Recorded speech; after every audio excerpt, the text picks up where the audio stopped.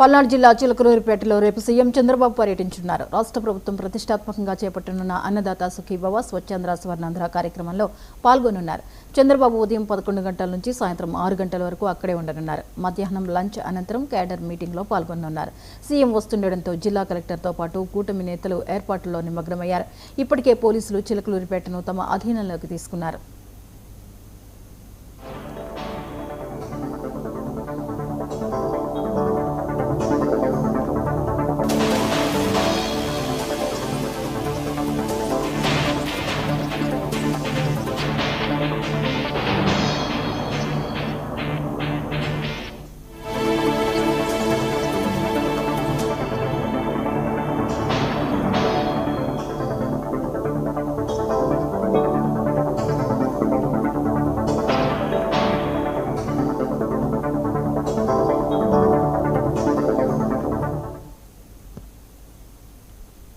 విశాఖ జిల్లా యలమంచిలి మండల పరిధిలోని రేగుపాలెం జాతీయ రహదారి